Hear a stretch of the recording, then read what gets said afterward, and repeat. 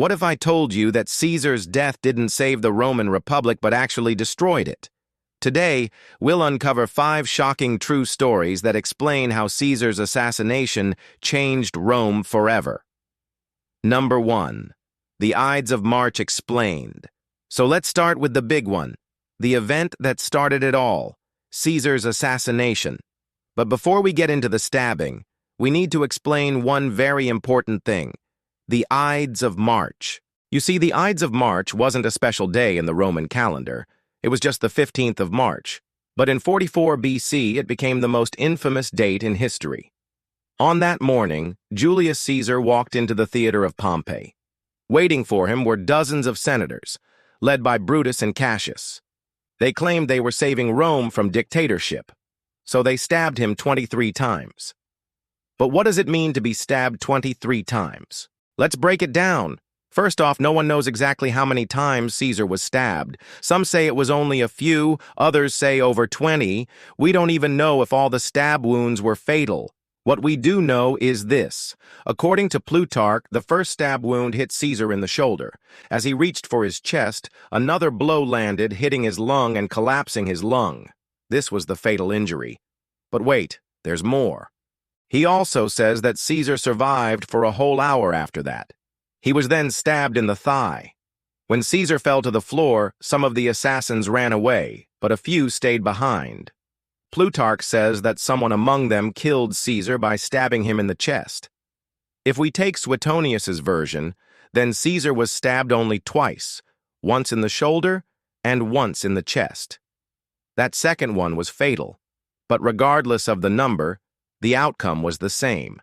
After his death, the assassins hoped that they would be celebrated as heroes. Instead, they sparked a civil war that ended the Roman Republic forever. Now let's look at Caesar's last words. You probably already know the story. The assassins killed Caesar.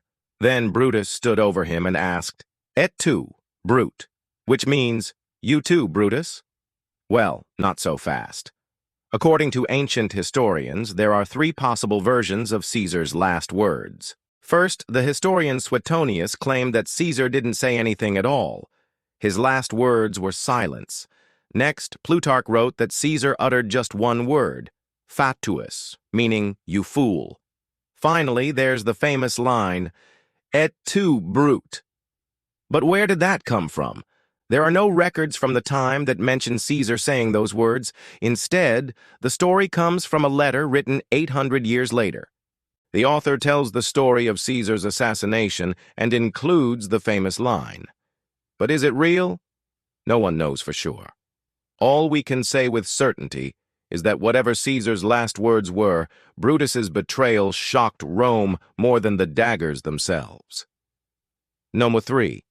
The funeral that started a riot. So you've heard about Caesar's death and his last words, but have you ever heard about his funeral? No. Well, get ready because things get crazy. After Caesar was stabbed, his body was taken to the Forum, the center of Roman public life. There, Mark Antony, one of Caesar's close friends, prepared his funeral speech. He wanted to honor Caesar and convince the Romans that he, not Brutus, was the true leader. Meanwhile, Brutus and the other conspirators were celebrating their victory. They thought that the Romans would cheer their so-called victory for freedom. But they couldn't have been more wrong. The moment Antony began reading Caesar's will, the crowd went wild. Caesar left money and gifts for the Roman people. Plus, he made Octavian, his adopted son, his heir. But Antony saved the best for last. He showed them Caesar's blood-stained cloak. The crowd went nuts. They smashed the conspirators' statues and stormed their houses. The assassins fled for their lives. Soon, Rome was torn apart by civil war. It seemed like everyone supported Caesar. In the end, the assassins had done the opposite of what they intended. Instead of saving the Republic, they had unleashed chaos. At this point, you might be asking, what happened after Caesar's death? To answer that question, we need to look at the fate of the man responsible for killing Caesar, Brutus and Cassius. Number 4, the fate of Brutus and Cassius. So Brutus and Cassius were having none of it. They fled to the east and took control of Greece and the eastern provinces. There, they raised armies and prepared to fight back. On the other side, Caesar's supporters, Mark Antony and Caesar's adopted son, Octavian, were marching on Rome.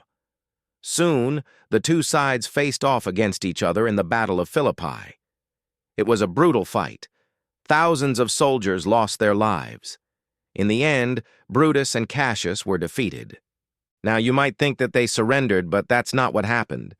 Both men chose to commit suicide. Cassius fell on his sword, and Brutus preferred a gentler death by poison. The men who killed Caesar to save the Roman Republic ended up destroying it, and themselves. And now, drumroll please, the final moments of the Republic. Number 5, the Rise of Augustus. So Rome was in chaos. Antony and Octavian were supposed to be best friends, but they weren't. After winning the battle, they turned on each other. Antony teamed up with Cleopatra, the Queen of Egypt, while Octavian painted him as a traitor and won over the Senate. Eventually, Antony and Cleopatra lost their power. Octavian defeated them at the Battle of Actium in 31 BC. With his enemies gone, Octavian returned to Rome as the first emperor, taking the title Augustus.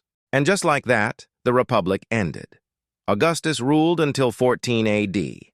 Under his leadership, Rome experienced peace and prosperity. Many people consider this period, the Pax Romana, the best time in Roman history. But is it really so great? Sure, Rome flourished under Augustus, but at what cost? He crushed any opposition, controlled the economy, and kept the military strong. Sounds familiar? That's because it is. Augustus was the perfect dictator. So what's the lesson here? Power always finds a way. Remember, the Roman Republic lasted for centuries, but when the system weakened, ambitious leaders took advantage. Marius fought for power, then Sulla crushed his enemies. Caesar seized the reins of government and crushed his opposition. And when he was killed, Augustus took the throne.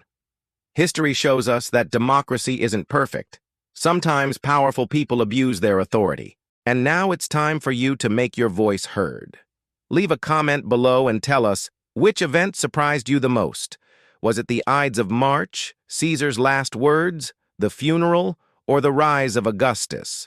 Also, don't forget to like this video and subscribe to our channel for more amazing historical stories.